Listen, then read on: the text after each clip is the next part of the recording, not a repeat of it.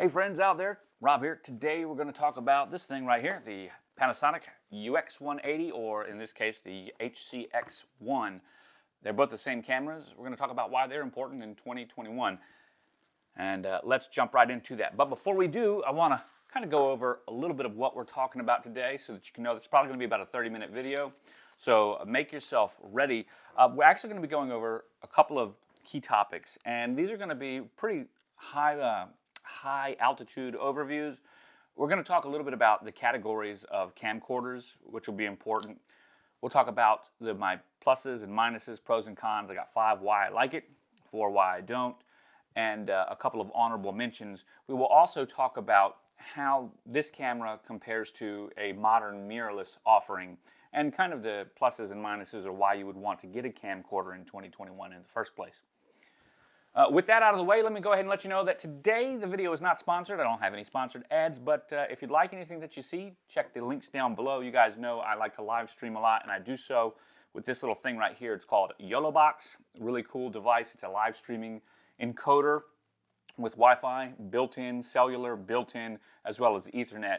It's good for 2 HDMI ports and a USB port. And an HDMI out. So it switches, transitions, lower thirds, titles, as well as SD card video, and scoreboards for games and sports and such like that, all with custom text and integration, all from this thing. So if you'd like to check out Yolobox, grab one of my other reviews and give a look at that. I really enjoy Yolobox. I use it. And if you'd like to get one yourself, go ahead and use that link down below. Okay, so the biggest reason that I'm making this overview video right now in this discussion is to kind of give some clarity about this particular machine. The HCX1 is the little baby brother to the UX180. There is a UX90, leave it alone. Don't worry about the UX90. The UX90 is nerfed a little bit or gimped, or it's made to be less than the HCX1 as well as the UX180. The HCX1, UX180, and UX90 all share the same body style. They share the exact same thing. The only difference are SDI connections in the UX180. Okay? Now, normally SDI is more expensive, but because of a strange price inversion, currently the HCX1 is the more expensive camera, and it does not have the SDI outputs. So for those of you that work in broadcasting and things like that, you'll recognize that, wow, that is an inversion. Generally speaking, in 2016, when this camera was released, it was like $3,100, $3,200. The UX180, the big brother to this, was like $3,800. When I picked this up a couple of years ago, it was for around $2,400, $2,300. I've used it for almost 100 weddings over the past couple of years, and I got it at a time that it was a lower price than the UX180. Currently, this is still selling now for $3,100 for some reason. The price jumped up, as well as the UX180 is around $2,300 to $2,500. You can find it on sale. If you have an option to get one, get the lower price. If you need SDI, make sure you're getting the SDI, but if you're going to get one, get whichever is lower. Even though it was announced in 2016 and released in 2017, there's a lot to like about the camera. Before we get into that exactly, let's talk a little bit about that camera compared to mirrorless cameras. Generally speaking, when people get started with mirrorless cameras and they want video, a hybrid camera that does kind of both works out really nicely. I currently shoot a lot with the A7 III. This is the A7 II, limited to 1080p, 50 megabits per second XAVCS codec. That's kind of important. Interchangeability with the lenses is what you get. You're going to get better ISO performance overall with these cameras, even though the A6500 is from about the same era as this one, 2016, I believe. The larger sensor, the Super 35 format sensor or the APS-C sensor, definitely gives it a hands up on image processing for noise. But that's something we'll talk about later. The biggest differences are these are really a job-specific or multi-role platform, whereas the HCX1 is kind of like a job-specific platform. You're really just going to be doing recording of videos with this, no photos, and you're also going to be recording photo and video. So you kind of have a plus and minus. You're also going to get some size and weight differences. Sometimes that's going to be important. We'll talk about why size and weight and handling is important on a camcorder, and sometimes you just need a camcorder, just fits the job. So when you look at between the two, with all the great cameras that you can get out today, should you buy a camcorder as compared to a mirrorless camera? Well, take the XT4 for example, 4K 120 or 4K 60. I don't know if it does 120 anymore. I don't have the specs right off the top of my head, but it is an absolute beast. Beautiful for 4K, image stabilized. The body alone is around $1,800. You can pick up a lens for another $700. At that point in time, you've got an interchangeable system, a platform with really nice quality at about the same price or more than you would have for a dedicated system. And of course, it's going to be hybrid. It's probably going to be one of the best you can get, the XT4, before you start getting into full frame video. Then I might move to the new A7S series or something like that. So those are the kinds of considerations that you get into. However much that means to you, I don't really know. But I do know that there was a point in time for me when photographing and creating videos with my mirrorless cameras when I actually needed, well, a dedicated form-fitting camcorder, I should say. We're going to continue on right now and talk about the different kinds of camcorders in the range. Right, so this is kind of important to understand where camcorders sit in the lineup, right? So we've got the HCX1, right? Right here, I'll put it so you guys can see it. We got this beautiful thing, okay? But where does this fall in? Well, it's just like with your mirrorless cameras. Sensor size is going to play a big part as to whether or not it's a consumer, prosumer, or cinema type of camera. So this sits in the E&G, electronic news gathering documentary category, because its sensor size is a 1-inch sensor, which is large for a camcorder, but definitely not large for a mirrorless camera. Okay, so that's something to keep in mind. Most consumer level cameras or camcorders are going to be 1/3 or 1/2.8 with the image sensor size. The new Panasonic cameras that they came out, like the HCX 1500 2010, those all have the 1/2.8 camera sensors with the built-in lenses. Now we'll talk about why that's important later, the built-in lens, but just know that the consumer grade is the 1/2, 1/2.8 sensor and smaller. The prosumer grade, the electronic news gathering, is around 1 inch to a APS-C or Super 35 or Micro Four Thirds inch sensor. They've got those, and those all will have fixed lenses, generally non-detachable. JVC does have one that's in the Super 35 category that has a detachable lens, and it uses, I think, the Canon lens mount, the EF lens mount. I could be wrong about that. I don't use it. But then when you get into the next level up, the pro cinema cameras, those are the modular ones.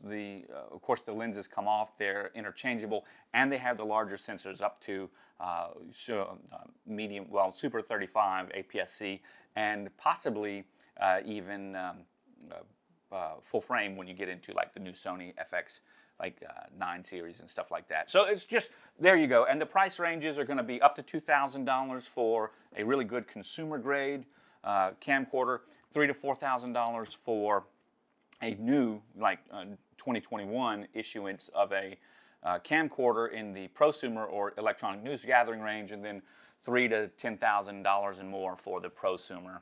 So there you go. I hope that kind of helps with the categories. Let's move on along to what I like and don't like about the camera, or the camcorder, I should say. I'll bring this guy back up right here. Okay, so I've got 5 pros coming up for you, and these are really great pros. This is, when I'm using this camera, these are the things I enjoy about it all the time. It's the form factor, it's the long zoom, it's the image quality. It's got excellent image quality. The menus and buttons, it's easy to get to everything that you want. And then, of course, the deployability, like how fast it is to get out there and just shoot with this camera. And those are the 5 things I like about it. Let me break it down a little bit more.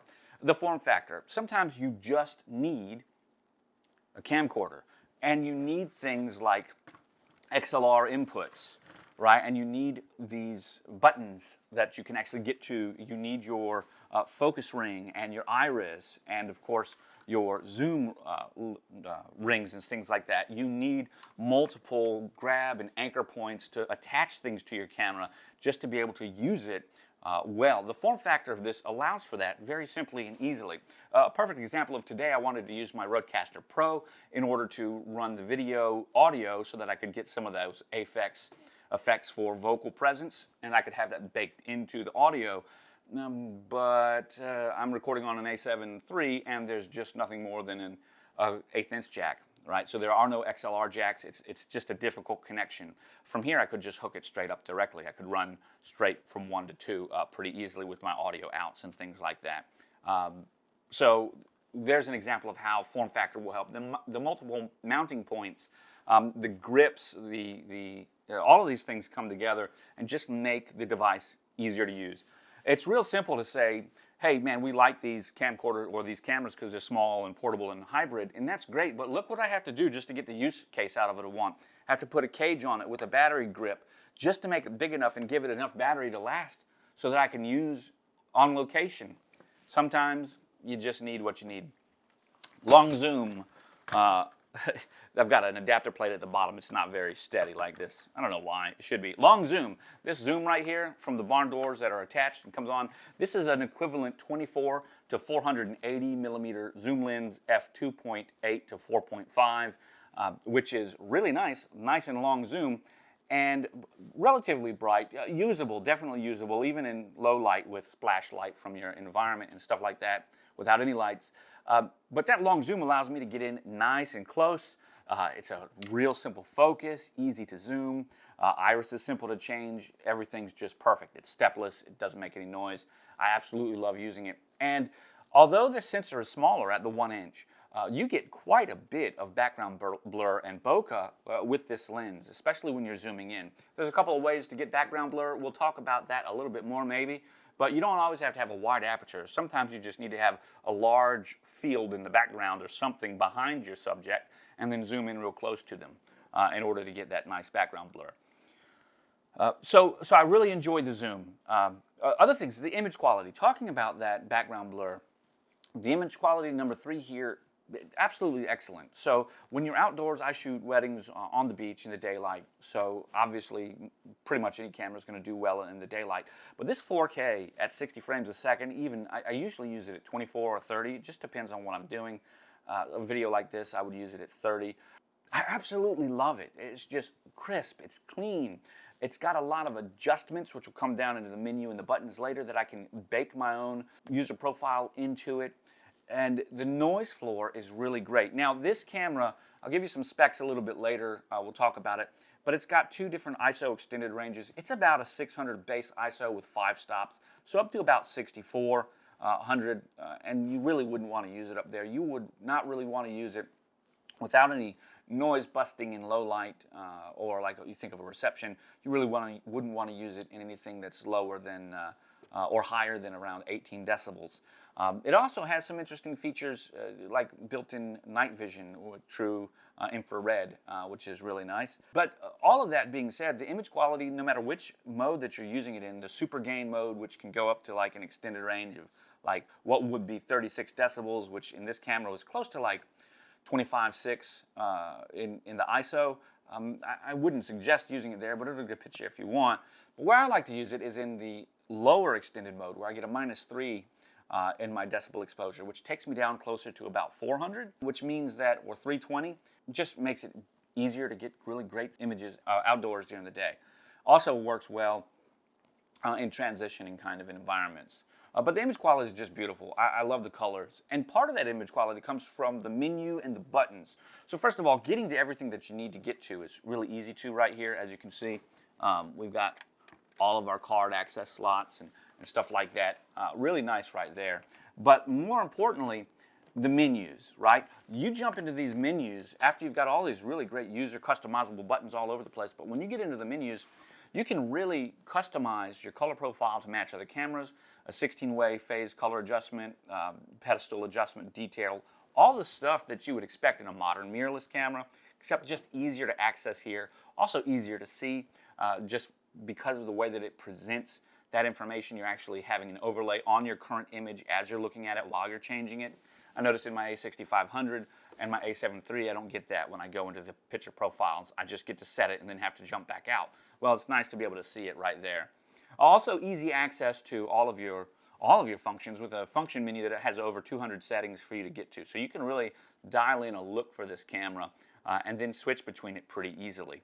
So I like that quite a lot.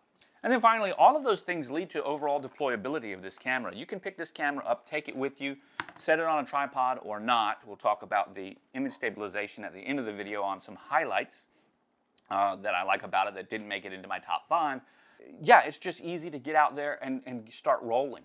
And then finally, another thing we'll talk about at the end, no record limit. You know, sometimes when I work with other videographers that are using my gear, they're used to using an A7 or some other mirrorless camera, so they're constantly starting and stopping clips. And I'm like, no, stop it. You're using a real dedicated camcorder. There's no starting and stopping of clips, just roll. And if you have to move, keep rolling. I don't care. I'll cut out the junk, the stuff that I don't want to use. Just keep rolling, and then I've got one continuous long clip. That's how I like to use this. Pretty good stuff. Overall, I absolutely love this camera. There's a feeling about using it, and it's not just the look. It's kind of impressive when clients see this. It's not the gear. Clients don't understand. Lots of times they buy based on feelings. So when they see this and they meet you somewhere and you're using what looks to be professional gear and you're dressed up nice, they like that. So it's definitely a sales plus.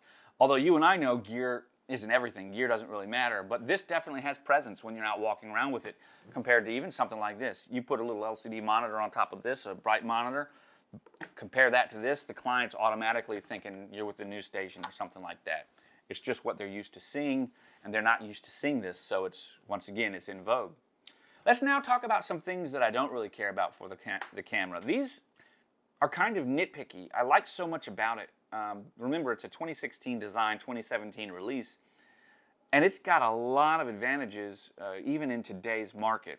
So what are some of the things that I just don't like about it? Well, this is a real nitpick right here. There's no exposure compensation. I just think, how stupid is that on camcorders like these? Why? Once we get everything, it's almost like, sometimes when I get my settings dialed in, I just want to up the ISO or something like that, and I like the exposure compensation, just hit that here. Usually when I record, I use aperture priority mode, and so I'm able to use some of the auto ISO features in order to use exposure compensation, which will help, makes it easy. Here, there's nothing like this. There is one thing, it's auto iris, right? And auto iris allows you to set a bias to the iris close or open based on the light. It's like exposure compensation, but it's just applied to the iris. Obviously, that then has something to do with your background blur and your depth of field. So I don't like using it there, which means that when I'm using this, if I have to actually do something, it gets me into my next thing I don't like, the jog menu and dial right down here. Okay, so it scrolls up. This is one way that you're going to use to navigate the menus. You press, you scroll up and down on this little wheel. Maybe you guys can see that better right there. And then you push in on it. Scrolling up and down will allow you to change your different menu settings. Pressing in will allow you to select or deselect a menu setting. The push in actually requires enough force to shake the camera, especially on a tripod. And I use a nice video tripod. I hate that. I don't like that at all. You could use the screen, right, which leads me into the third thing I don't like about this. The screen is horrible. This screen is a resistive, not capacitive touch. It's not like your cell phone. It means that you have to actually make pressure for the screen to recognize a touch, and it is stupidly reflective, and probably, I mean, it's so dim that even my 300 nit field monitor that I have is brighter than it outside. So it has to be less than 300 nits. It is horrible. So in a way to get around that wobbliness from using the jog dial, you could use your screen. But then you can't see it when you're outdoors. Now, this is not a problem if you're indoors or even under shade, but if you're outdoors, the screen's no good. I absolutely hate it. Which then leads me to my other thing that I don't like. There's not enough juice in the CPU to run the rear EVF as well as this screen right here.